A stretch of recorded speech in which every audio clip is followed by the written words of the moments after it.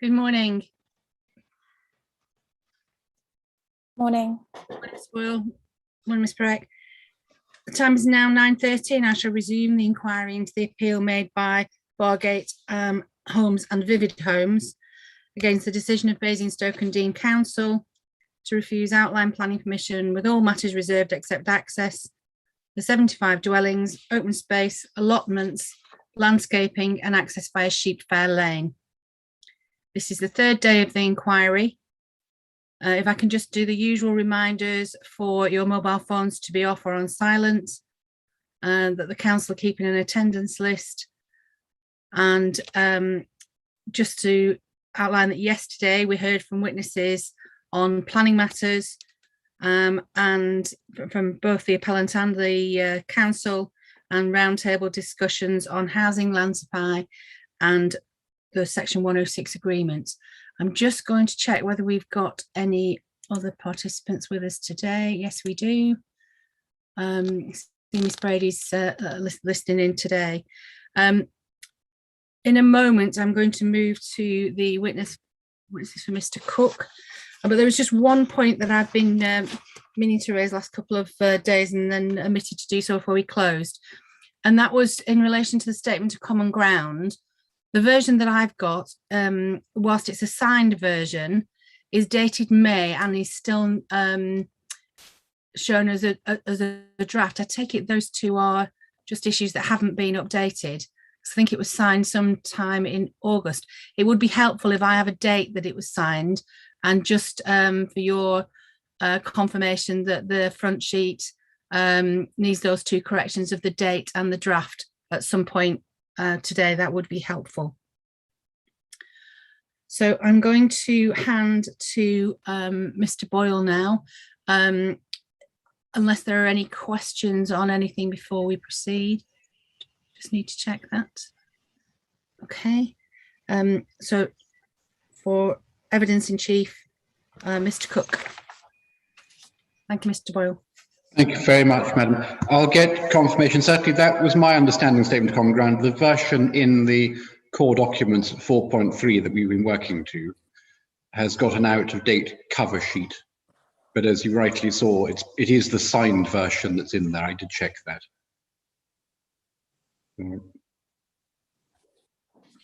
Just wanted to double check the date. Yeah, I'll have that confirmed. Thank you, Thanks. Madam. Madam, as you can see, Mr. Cook is on the call. Mr. Cook has a separate appendices in two parts, as we've been discussing. Part one, which is A3, and that is appendices 1 through to 10D for David, and then part 2, which is 11 through to 25 in A3 for those who have them in hard copies, as I do, and then separately a summary. Madam, as before, I'm obviously in your hands as to how you wish to handle the question of a summary. I'm content to introduce Mr. Cook and then run through the matters orally, but if you'd like any part of his summary read for the members of the public, then of course I'm more than happy that should happen as well. 2 points. One, it would just be helpful to know which of the appendices you want me to have open, because obviously there are a lot of them and they do tend to slow the screens down a bit if I have them all open. So it'd be helpful to know which you want to refer to particularly. And in relation to the summary, it's not necessary to read the summary, although you may want to direct Mr. Cook to read out parts of it. Thank you very much. Well, what I'll do, in fact, is direct him to parts of his main proof rather than the summary. Okay. And as far as the appendices are concerned, we looked with Mr. Dudley at the first appendix, which was the national character profile. And then thereafter, we concentrated entirely on the appendices that start in 11. Okay. So it's appendices principally 11 to 22.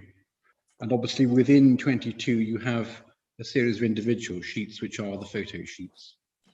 If there are any particular that you're going to refer to a lot, then I will open We'll open them up. In that case, I've got the list available to me. 21 is the photo viewpoint plan. Okay. 22, if you could have the, I don't know how it works, if you could have that appendix open, but we'll have to go to the individual pages as we get to the points. 17, which is the local landscape character areas. Okay. 11 and 12, which are the parameter plan and the illustrative master plan. Okay, I'll just let them load in the background. That's very helpful, thank you, Madam. And then in addition, obviously, we have Mr. Dudley's evidence with its own appendices. I think there are 3 of those. Yes, I've got that. Thank you very much.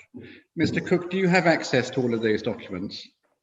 I do, thank you. And can you help me? Are you working in hard copy principally or electronic copy? Hard copy. Very good. Well, in that case, we should be able to. Any reference to the wider core docs, I'll go electronically for those. Yeah, I think apart from the MPPF, which isn't in the core docs, I have a hard copy. I don't think we need to go to the core docs for my purposes, except possibly the committee report, but we'll see whether we actually need to turn that up. Can I first of all then, Mr. Cook, from your main proof, introduce you? Yes. You're Andrew Cook, is that correct? Yes. And you tell us you hold a Bachelor of Arts degree in Geography and a Master degree in Landscape Design. You're a Chartered Landscape Architect, Chartered Member Landscape Institute, Chartered Environmentalist, and Member of the Institute of Environmental Management and Assessment. Is that correct? Yes. You tell us you're one of the founding executive directors of Pegasus. You tell us a little bit about Pegasus and your involvement within that. You have 35 years of landscape planning consultancy experience. And again, you set out some of the exercises that you've undertaken in respect of that. You're based in the Cirencester office, and you tell us about that. And at 1.5, the statement of truth. Mm-hmm. Can I then turn to the section 2 of your proof? Yes, I have that. Thank you very much. Where at 2.6, you set out the operative reason for refusal. Yes. And with very specific. Forgive me? It's very specific. Yes, 2.6. And just within that, we looked yesterday at the components of it. We can see that the first sentence refers to the impact on the setting of the village adversely affecting the character and scenic quality. And then the second sentence concerns itself with visual quality of the area. As it has a bearing upon the loss of that countryside as it relates to the setting of the village. Yes. Thank you very much. And then you divide issues at your paragraph 2.7, which we'll look at in due course. Yes. Can I then, with that in mind, can I take you on, please, to the context by which the scheme was put together. So you start with the site and surroundings at your 2.21, and then the description of the site at paragraph 225. Yes. And then at section 3, you have what you describe as the planning context relating to the site. And you start with site capacity site options. Now, this section runs on through a number of different documents, which are all in the core documents. And you cite as appropriate sections from those and have illustrations from them. Can you just help the inspector with, as it were, the broad structure of the story as to how this site was identified, how the landscape aspect of it came into play, and what was the result in terms of the formulation of the scheme now before her? Yes. Madam, I'm going to turn to the section 3 as Mr. Boyle has referred, and specifically the capacity study, and it's referenced there in 3.2. This identified a number of sites around the area of Overton, around the settlement of Overton. And you can see that the northern half of the site, in fact, probably northern two-thirds of the site, is identified on that plan that you can see there at figure 4 as OV006. And interestingly, it's identified as having medium-high capacity in terms of accommodating development. Now, the report makes recommendations, and I'm just referring to my paragraph 3.10, that the development can be accommodated within the landscape given its context, particularly its existing urban influences on this site, and that the site has a low intrinsic landscape sensitivity with regard to that particular area. It also goes on to note that development on the site would not be out of keeping with recent settlement expansion in terms of how the settlement has evolved. And that, I suspect, is obviously reinforced by the fact that there is the 7 acres development immediately adjoining, contiguous with the site, the appellant site, appeal site in the southeastern corner. Clearly, this particular study is looking at the 2/3 northern part of the appeal site. So you can see that the 7 acres site would sit close to that. Thank you. Just pausing there, Mr. Dudley, if I may. That phraseology not being out of keeping with the... Sorry, Mr. Cook. I'm so sorry. I'll do that over and over again. I might even call you Mr. Wright at some point. I was just, before you say, I was just going to refer to paragraph 311, if I may. Yes, of course. Yeah. Well, just to say that it's worthy of note that this relates to the majority of the sites I've referenced, which has a medium-high capacity, but it also identifies residential development. It's predicated on residential development being up to 3 stories in height. I just wanted to finish that point. Okay, and we know the proposal here, the parameter plan, limits it to between 2 and 2.5. Okay. Exactly, so lower. The phraseology not out of keeping recent settlement expansion, and then your reference to the 7 acres. Do you have Mr. Dudley's proof to hand? Yes, I do. And if you could just turn to page 26 of that, and the second half of paragraph 436. Yes, I note that. Do you have that? And he says the development, and he clarified for us. Now, just pausing, I know, Mr. Cook, you were at inquiry earlier this week, but were you able to see the useful YouTube recording of Mr. Dudley's evidence? Absolutely. I've seen the cross-examination of Mr. Dudley's evidence by yourself. Yes, I have seen that. Familiar with that? I'm familiar with his evidence. Thank you. That he confirmed that development there meant the built development is not likely to be out of keeping with the existing village, especially given the adjacent site, and that was 7 acres, which is now being completed. Yes. And then further, the potential to improve the appearance of the village in this location, he recognised. And he did. Do those sentiments then accord with what you've just recorded from the earlier capacity document? Yes, it's consistent, and that's consistent with my analysis. Thank you very much. Forgive me, I interrupted you. You were within your section 3 at paragraph 311.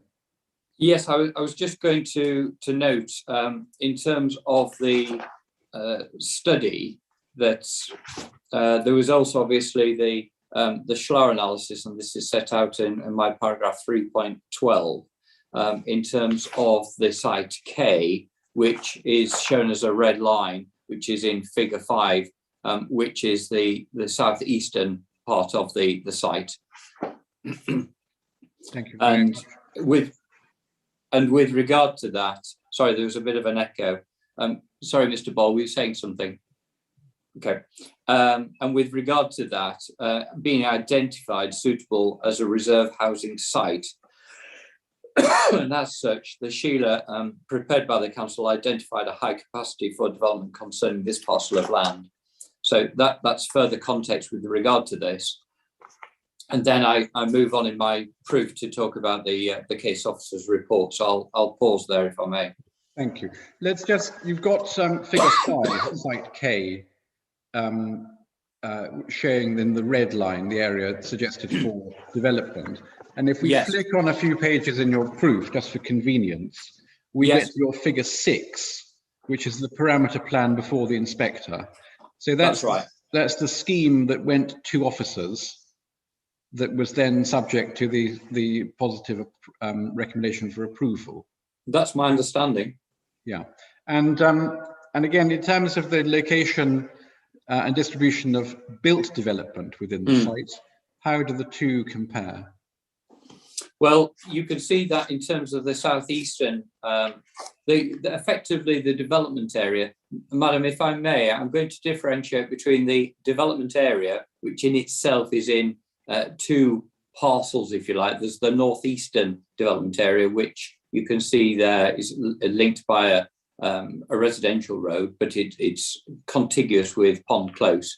And then there's the development area in the southeastern corner of the site. So I'm going to refer to those as north and south of the development area. And then the balance of the site I'm referring to as the wider land holding and the green infrastructure, which I understand from hearing the evidence in terms of cross-examination of Mr. Dudley doesn't take issue with regards to the green infrastructure. So just back to the point that Mr. Boyle raised for me, when you look at the development area and you flip back to my page 11 and you look at figure 5, you can see how that relates to the area K. And you can also see how, if you go back to earlier in my proof, figure 4, how it relates to the northern parcel of this land in question, which relates to the capacity study concerning OV006 land parcel. Thank you. Now, if we move on within the document, you've got a figure 7, your illustrative master plan, and that we find in your appendices at appendix 12. Yes, it's a larger version. Might just be useful for those who have access to it to pull up appendix 12 to see the detail. Yes. And that's then supported, as far as your text is concerned, by the landscape strategy that you identify at your paragraph 420 and 421. That's correct, yes. And would you mind just, again, describing the scheme that was placed in front of the officers following consultation and is now before the inspector in illustrative status? What are the proposals, please? I think what is probably easiest is to just refer to my section from my proof from section paragraph 4.22, Madam, if I may. So Thank you. If you have that. So this is really identifying the constituent parts of the overall proposals. The first point to note in terms of woodland and tree planting, you'd see from this plan that it's proposed to introduce a significant amount of new planting and woodland planting. And that would primarily be in an arc around the perimeter of the site in the main. So really focused upon the northern boundary, particularly the western boundaries, and also a significant area of new woodland, shore or tree belts, running along the southern boundary to provide a further degree of physical and visual containment there. In terms of swales and ponds, and I'm just turning to my, the other point I should make is that in terms of woodland and tree planting, there would be clearly a net beneficial effect with regard to that tree resource associated with the site. In terms of swales and ponds, water features, at the moment, the site is absent. Apologies. Is absent of water features. But what this proposal does seek to do, Madam, is adopt, as you would rightly expect, a sustainable strategy with regard to drainage. And so therefore a number of ponds and swales are proposed to be introduced, primarily one in the northeastern corner of the green infrastructure and one lower down towards the middle of the site.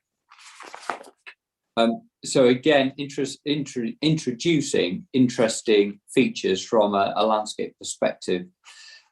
Now, the balance of the green infrastructure will effectively be forming a wildflower meadow area, grassland.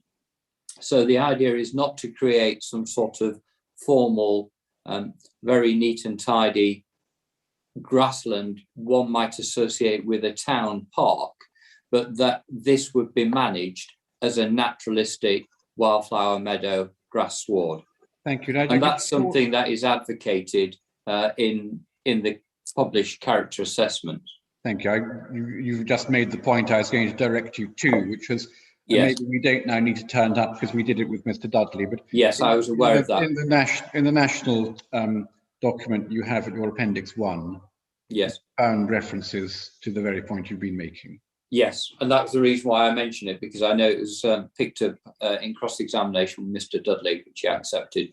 Thank you very much indeed. So we have species-rich grassland coming in. So you say the majority of the green. The majority of the green infrastructure, yes. Thank you very much indeed.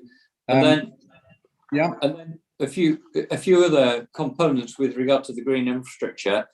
Just touching on the growing spaces. They're identified in the northwestern corner of the site and running along the southwestern margins of the site, closer to the more southerly development area. So effectively quasi allotment spaces. And then obviously, as you would expect, there needs to be provision for play in the form of informal play areas. And the idea is to create a natural play resource within a pocket park, which would be located on the eastern side of the site. So it would sit between the proposed residential neighbourhood and the existing residential neighbourhood of 7 acres. And then finally, really, with regard to the development areas themselves, those two neighbourhoods, the intention is to introduce a significant amount of tree cover and shrubbery to create an attractive scene with regard to the streets, but also to obviously create an attractive setting for the individual residential properties with regard to their curtilages. And you can see an extract there from that plan, shown as my figure 13 in my proof, Madam. Thank you. So those are the overall component parts of the green infrastructure. And I heard from the evidence that Mr. Dudley doesn't take issue with that. And as far as I see, from my perspective, when looking at all of those elements in the round, there would be a net beneficial effect over and above what is currently there, which is 2 arable fields. Thank you very much. Now, as far as the development areas are concerned, we've got the illustrative master plan, and you've shown an extract at figure 13. At your figure 14, you've got a photograph.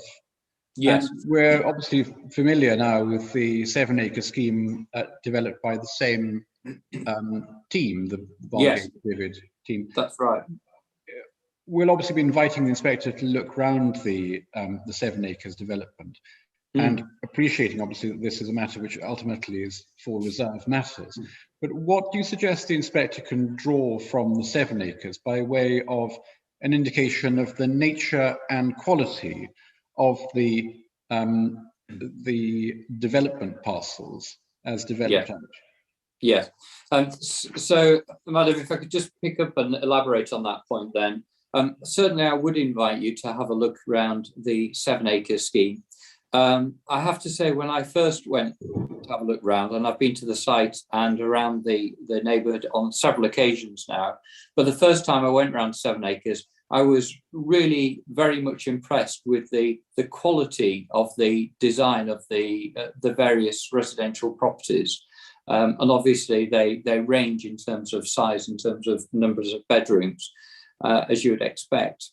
But the quality of the detailing, I was very impressed with. And you can see that in these photographs and in my appendices, where I've got some character photographs of that development. Suffice to say, I think that the existing 7 acres scheme is of a very high quality in terms of its architectural design, detailing, and considerations given to the scaling of the buildings and their relationship in terms of layout and design. High quality scheme. I think it's very good. And from my perspective, this scheme, as is with the appeal scheme, which is of a similar ilk, a similar nature, there isn't anything that, to my mind, is harmful on the eye. I think this is very attractive. And whilst I appreciate local residents don't like to see change and generally take an adverse reaction towards change, I think that a quality scheme like this in this location wouldn't have an adverse effect in terms of nature of effects when seen, but rather it would be neutral. In other words, there would be no adverse effect flowing from visibility of a scheme such as this. And by scheme there, you're referring to the built parcel? Yes, the built development, yes, the proposed housing, the neighbourhoods, yes. Thank you very and much. And in terms of just to differentiate, with regard to the wider green infrastructure, I think there would be a net beneficial effect in terms of landscape character and visual amenity. So between the two, the nature of effect would span from neutral to beneficial. Thank you very much. And again, I think there's significant agreement between myself and Mr. Dudley on that point. He doesn't take issue with the green infrastructure, and he considered that the proposed development area, proposed housing, would be in keeping with the character and appearance of the locality. And as he put it, the potential to improve the appearance of the village in this location. I think that's with specific reference to the residential area around Pond Close, where you've got, it's probably 1960s, 70s estate there. And it's an everyday housing area, really. No particular redeeming qualities. Okay, thank you very much for that. Thank you. Now, what I'm going to do in the customary way, you've looked at landscape character and visual, and in looking at landscape character, you've looked at landscape character of the site level, and then in terms of the wider landscape within which the site sits. So section 6 of your proof is at the site level, character, the site level. I don't need you to read through any of this, but just in very broad terms, can you assess, please, for the inspector, or summarise, please, for the inspector, your assessment of the impact at site level on landscape character and the elements of it? Yes, if I may. So just in quick summary then, with regard, and I'm referring to my section 6, if you want to follow this with regard to my proof, madam. But in terms of looking at the character of the site itself, character is made up of the constituent parts that make the landscape. In other words, it is the landscape elements that collectively brought together define the character of a particular location. And that's exactly what I've done. I've looked at the constituent elements with regard to the site itself to understand and get under the skin of how the character of the site would change as a consequence of this scheme in terms of the built form and the green infrastructure. So in terms of the site, it is effectively comprises 2 arable fields. And around the perimeter of those 2 arable fields, we have some mature hedgerows and tree cover. And within the site itself, there isn't much by way of internal landscape features, such as mature veteran trees, mature large hedgerows, ponds, or anything like that. So 2 arable fields, pretty divested of any internal features of note, round the perimeter, framed on the east side by the existing settlement and the urbanizing influences. The other 3 sides defined by mature hedgerows, trees. We heard in cross-examination Mr. Dudley referenced to sunken lanes to the north and to the west of the site, but they're off-site. So with the introduction of the scheme, clearly the character of the site is going to change from its current scene as two arable fields, what Mr. Dudley refers to as one. That shows the lack of internal features.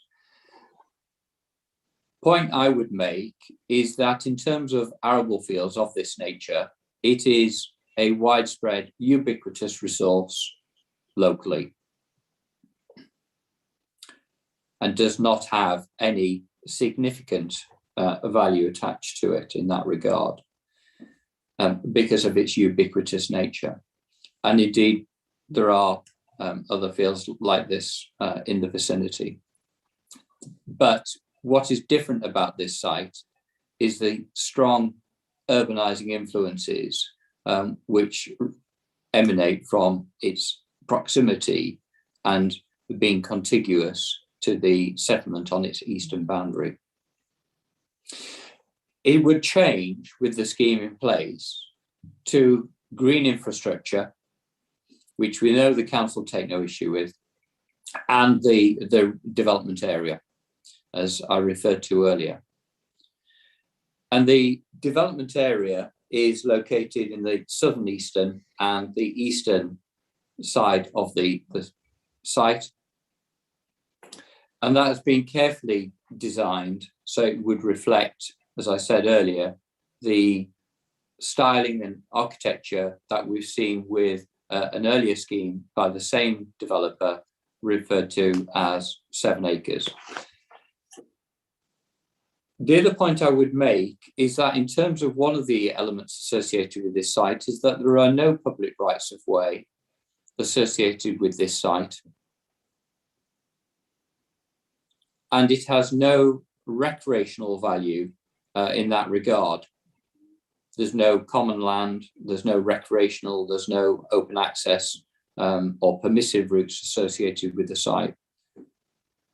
What there is are a number of cut-throughs across the site, which I regard as trespass, which is tolerated by the landowner, tolerated trespass. And that is the high watermark of any sort of recreational value associated with the site. Now, the proposal would introduce, clearly, the balance and the majority of the site would be open space in its various forms and guises, and would have a range of recreational opportunities linked to that green space, whether it be through the natural play area in the pocket park, or whether it be the footpaths or the informal footpaths around the perimeter of the wildflower meadow, or indeed the allotment areas, the growing spaces. Suffice to say that this proposal would deliver a significant amount of recreational resource in a way which would be significantly over and above what is currently associated with the site, which is negligible, with brackets around tolerated trespass. What this scheme does do is introduce a significant amount of tree cover, shrubbery, hedgerows as part of the landscape framework to create the definition of spaces around the site. And all of these things will contribute to re-establishing and reinforcing the character of the local and the wider countryside. And that's why I see benefit flowing from the green infrastructure in both character and visual terms. And the council don't take issue with that point, as I understand it. So those are the points I would like to make, that yes, the site is going to change from an arable field, it's going to change to an attractive green infrastructure, which is more reflective of the area in terms of countryside, with housing to residential neighbourhoods, which would be reflective of high quality, and that what we see at 7 acres. So change would come about, but the change, in my mind, would not lead to harmful effect in character terms. Thank you very much. Let's And then. Mr. Dudley agreed agrees with me on that point.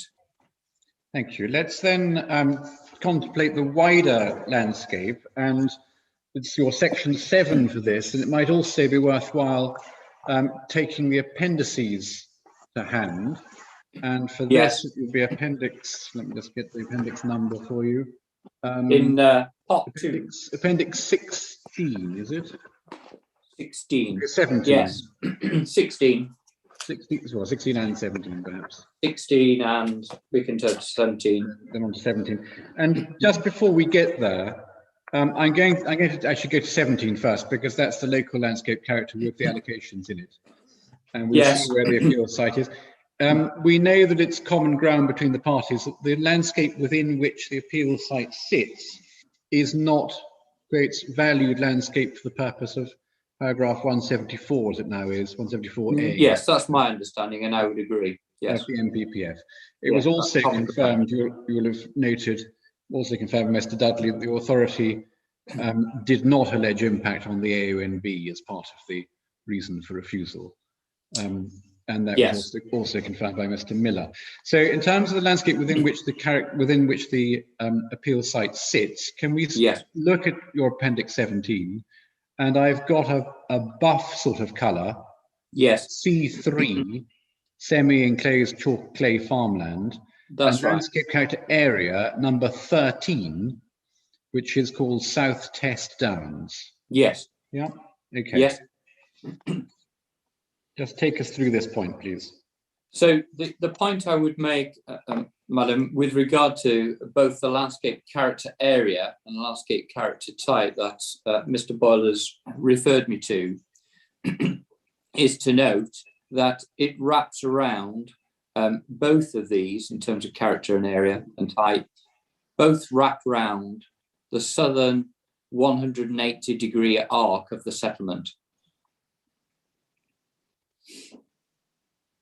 And as a consequence, you can see that this character area type relates to the land which was formerly and is now the 7 acres residential area, which is shown hatched on here as J. And it also wraps around much of the southeastern part of margins of the settlement, where you can see it relates to the other area in terms of allocation, referenced F with a blue hatch there. So development, both existing and potentially anticipated, being anchored and located within such a landscape character area or type such as these, is something which forms part of the baseline with regard to the relationship between this settlement and the wider countryside around its margins.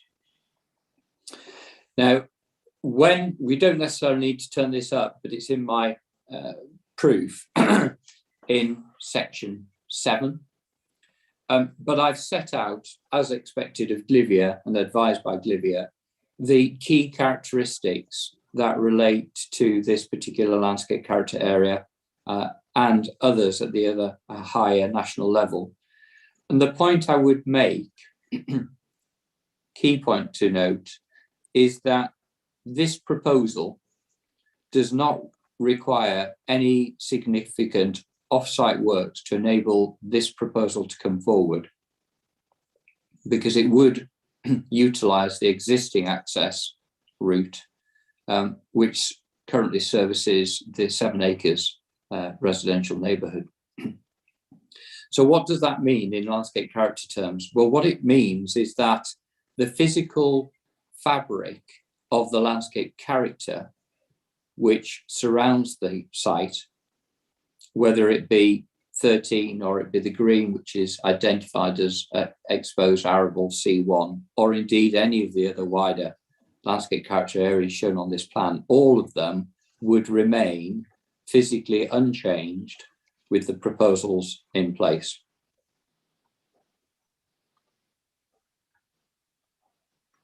But what this scheme does do, and it goes back to my earlier point about what happens with regard to change to the character of the site, is we're taking 2 arable fields, which are really quite so featureless in terms of internal features that Mr. Dudley considers it one field. And we're proposing a green infrastructure along the lines of what I've described, which would reintroduce lots of landscape elements such that the green infrastructure, the balance of the site, would reinforce the very character of this local landscape area and local landscape type. So there, again, beneficial effects at the site level, but off-site, no physical change to the character of the surrounding landscape. Thank you very much. Thank you. Can we then contemplate visual impact, which Yes. is your section 8 of your proof? Yes. And Yes. perhaps for this, we should go to the appendices where you have the location viewpoint, which is, I think, appendix 21. Yes. And then the views themselves at 22, picking up the numbers that we see on the map at 21. Yeah. Yes. And when we do this, can we also have, please, Mr. Dudley's appendices? It's his appendix 3, where he also obviously starts with a map and then follows that with views. Yes. And he identified, you'll recall from his written and oral evidence, a series of visual receptors, one of which was the north-south sunken lane. So his photographs 4, 5, and 6. Yes. And we can see upon that route, you've got 7, 6, 5, and 4. I've got some similar comparable ones, yes. Similar to begin with, and then you've got some more up at the northern end. Yeah? Yes. Just pausing before getting into your own analysis, have you been able to review Mr. Dudley's 4, 5, and 6? Yes. And what do you have to say in respect of whether they represent the experience of his chosen receptor, which is the user of that sunken lane? Yes. So looking at the plan, to be fair, the plan, his location plan, madam, is very faithful in terms of accurately locating 4, 5, and 6. And I say that because when you look at the yellow dots for the references of those 3 viewpoints, you'll see that they're all carefully positioned off the receptor, the sunken lane, and they're located just right of the sunken lane, but not centered on the sunken lane. Thank you very much. Just pausing. Just if you've chosen a given visual receptor, how appropriate is it to illustrate its impact by reference to some other location? Well, it is.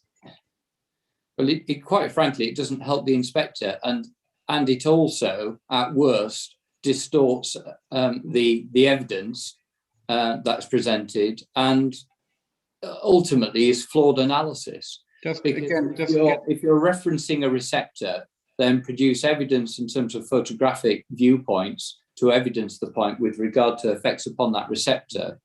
It's a photograph that relates to another receptor, then clearly it can't be relied upon, and it's simply flawed. Yeah, well, let me just explore that point with a little further. Given the structure of glyphia, where you first have to assess the sensitivity of a receptor, this is a visual receptor here, then the magnitude of change, and then combine the two to give a significance of effect. Because it might be that, oh, well, look, they're very close by. You know, it's just the other side of the fence, for goodness sake. But would the sensitivity of the visual receptor user of sunken lane be the same as the sensitivity attributed to trespasser in field? No, they're very different, and also the magnitude of change is very different. So both sensitivity and magnitude are very different. and therefore you're going to get a very different outcome in terms of degree of effect. And if you have How can you rely on that? if you have a magnitude of effect upon a trespasser, and that is then applied to the sensitivity of a genuine recreational user on the sunken lane, what's the consequence in terms of the reliability of the significance of effect output? It's fundamentally flawed. All right. Well, that's helpful. Can we then go, forgive me, back to your analysis, please? Yes. So just to finish off, just take us through the sequence as you choose. Sorry, if I can, if I may, Mr. Ball, I was just going to finish off on the point because I was referring to the location. So if you look at 4, 5, and 6 in terms of those photo views, it's very clear that you've got the field in the foreground, Mum, and that you can't actually see any of the vegetation associated with that sunken lane. So in contrast to my photographs, which are taken from the lane, from the sunken lane, where clearly you've got this overarching canopy of vegetation on either side, which creates a very strong enclosed tunnel effect. So it's very clear that those photographs are taken out with the sunken lanes. So as the reasons we've just discussed, I don't see how. I think I'm very clear on that point now that you made today and yesterday, and obviously I'll be looking at the site myself from the sunken lane to be able to take my own conclusion on that point. So I think I've firmly got that point, Mr. Boyle. Thank you very much, madam. Can we then go through the sequence that you wish to in terms of your own analysis, Mr. Cook? Yes, I think what I would like to very quickly do is just, it's right to look at the site and all the public vantage points, public locations in the locality, and that to understand the degree to which this field, this site, contributes to the setting of Overton. And hence my photo view location plan in my appendices, madam, shows a whole range of potential viewpoints against which to try and assess and understand to what degree this site does contribute to the setting in any meaningful way as it relates to the setting of the settlement. Now, what is interesting is that, and I'm just going to refer, if it's helpful for yourself, madam, I'm going to refer to my viewpoint location plan just to talk around the views. And I have that in front of me. All right, fine, thank you. I was giving you the reference. So if we have a look at that, the point I would make is that in terms of the sunken lane, which you can see on this plan, my viewpoints 3, 4, 5 going down southwards, walking southwards down to 7, 8, 9 and 25. And as you say, you'll walk this yourself and you'll take a view on the matter. But from those locations as examples, as you walk along that lane, it is very enclosed, and the opportunity to observe the proposed development area and indeed to actually see the site, to be able to appreciate the site as it relates to the visual context and setting of the settlement is very significantly limited, almost impossible. If we then take into account that there is also a sunken lane immediately to the north of the site, again, given that that's set down the slope and the degree of intervening vegetation, opportunity to observe the actual site is very limited indeed.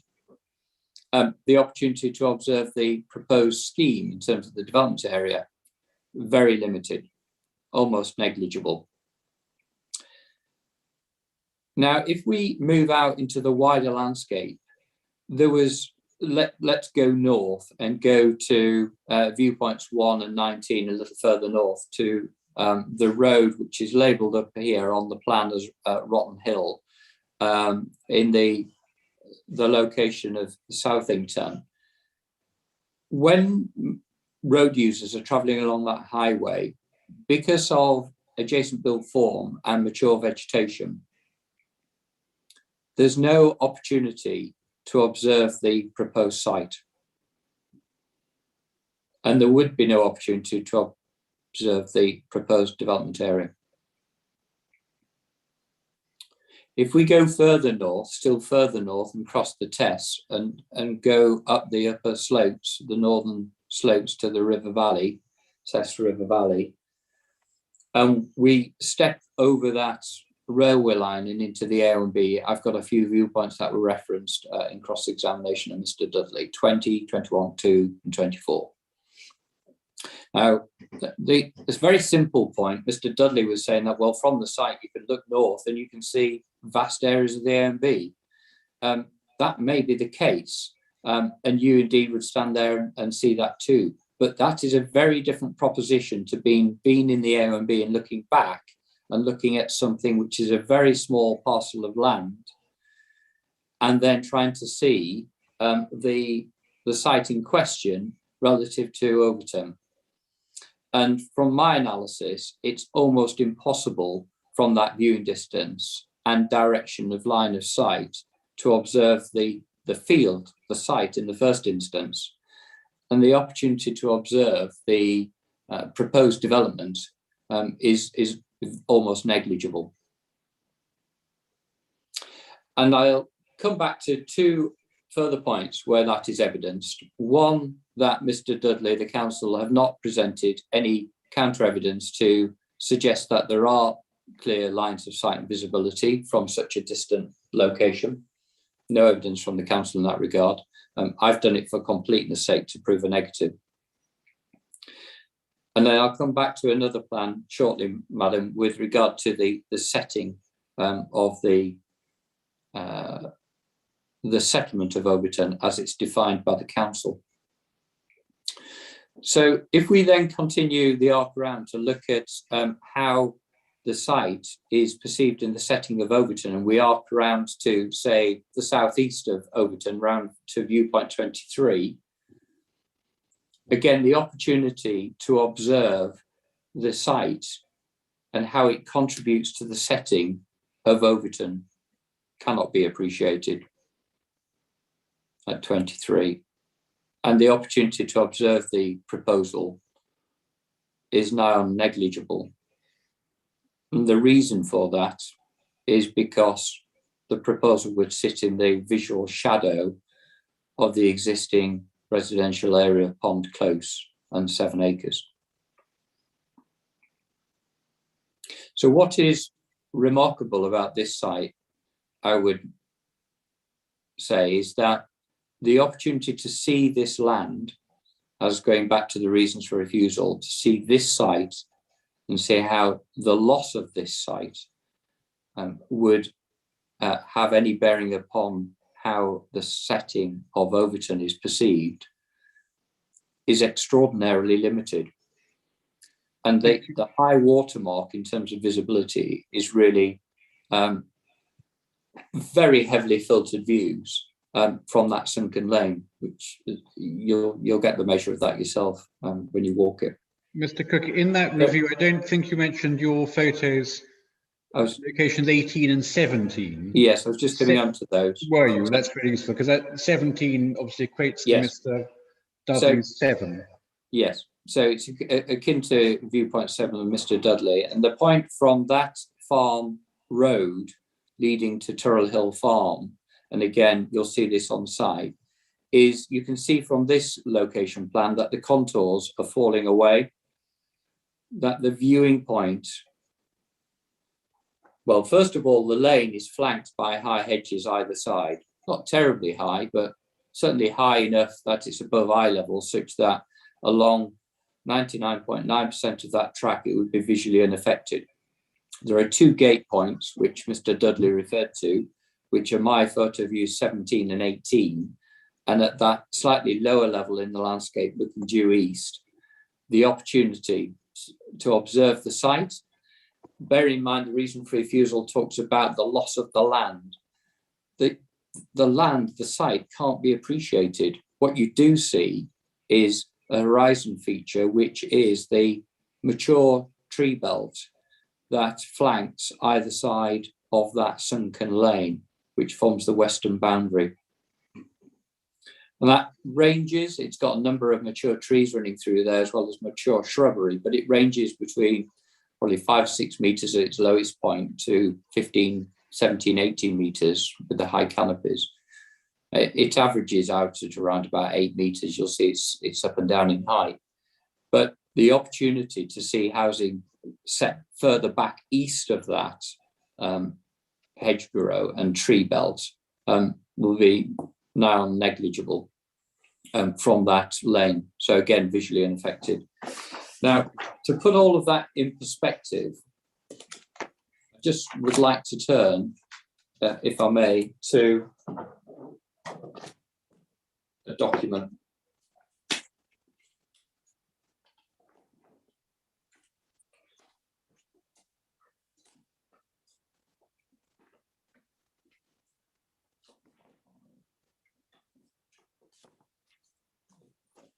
Just bear with me.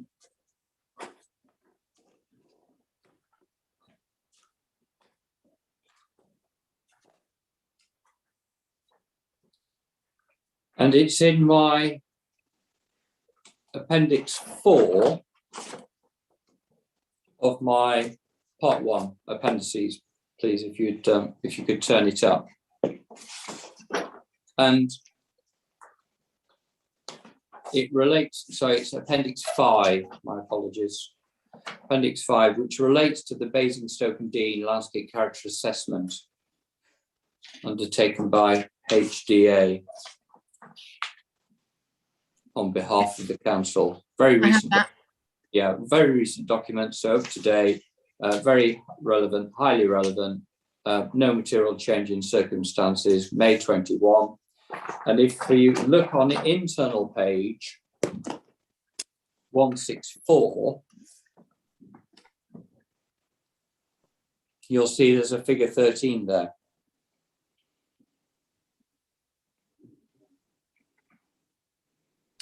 Sorry, you said page 164. 165. I'm looking. I've got mine's double paged on an A4. 6165, figure 13. Mine seem to be carved up. I've only got page 1 to 11 of that appendices, so they're not conflated. Madam, it should be page 10 of the electronic Page- version. Page 10, thank you. It's figure 13.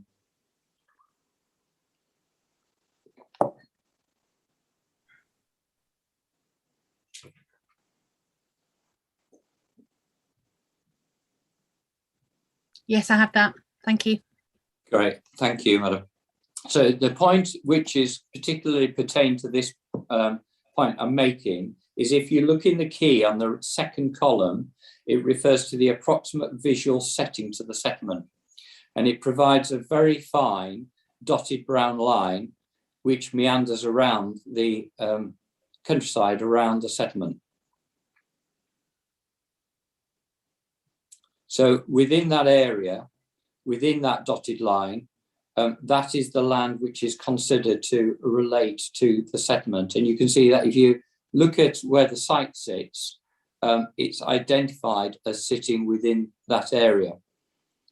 Now, what is the point I would make is that for something to contribute to the setting, it has to be capable of being appreciated.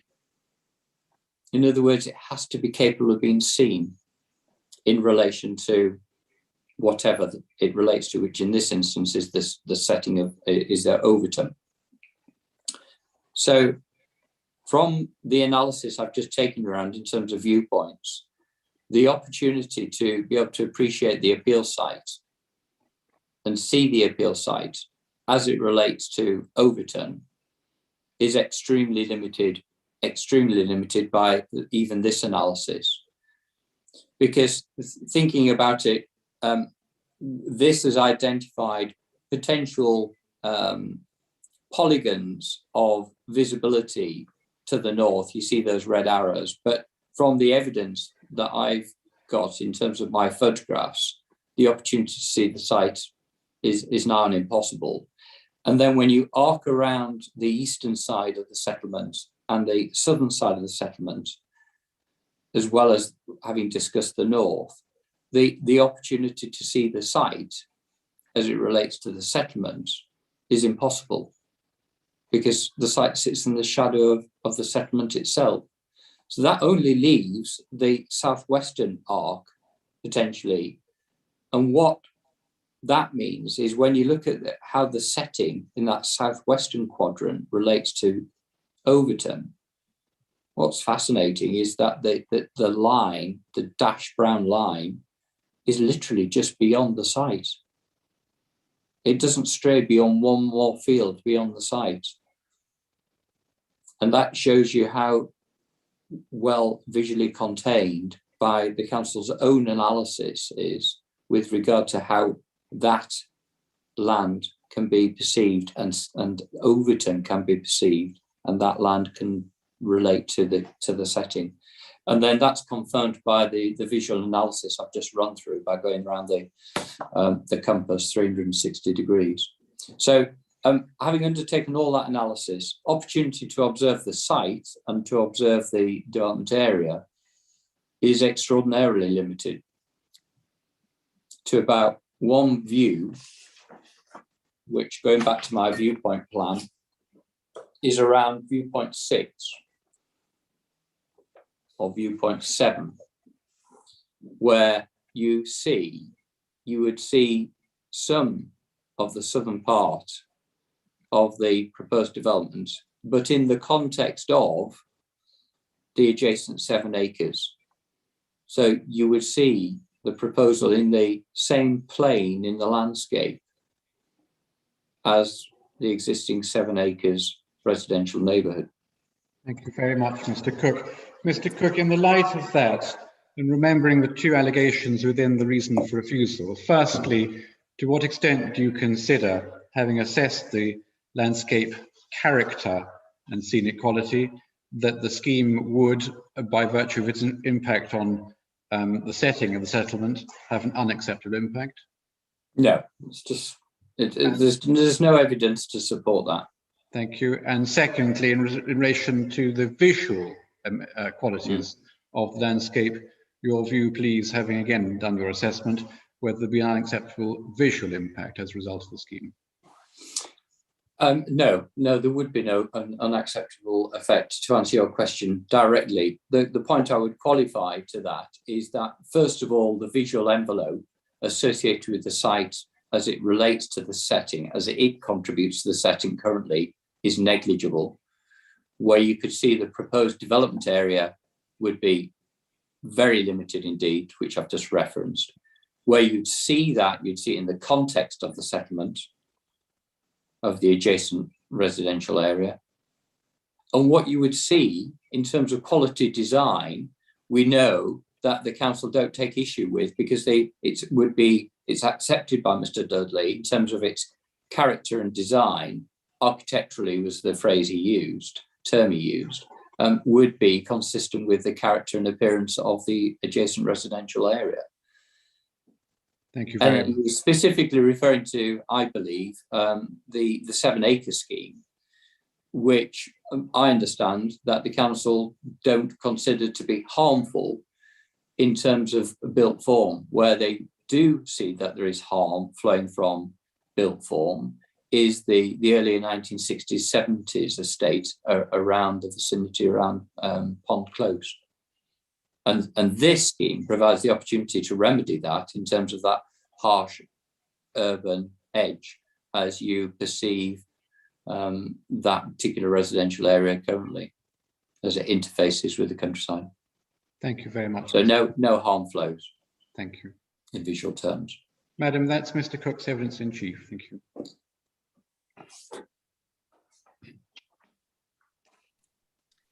Thank you, Mr. Boyle.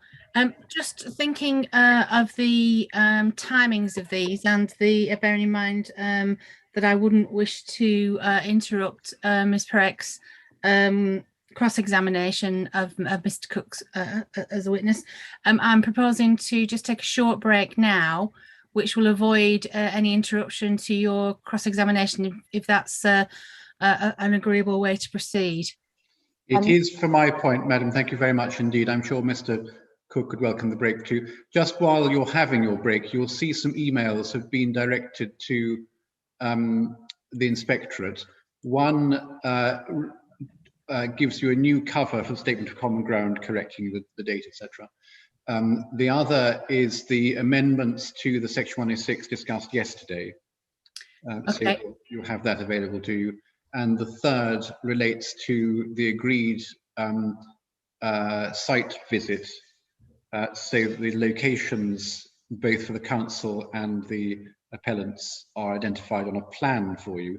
And I'm assuming, because the authority have marked it manually, that includes locations which third parties have asked for as well.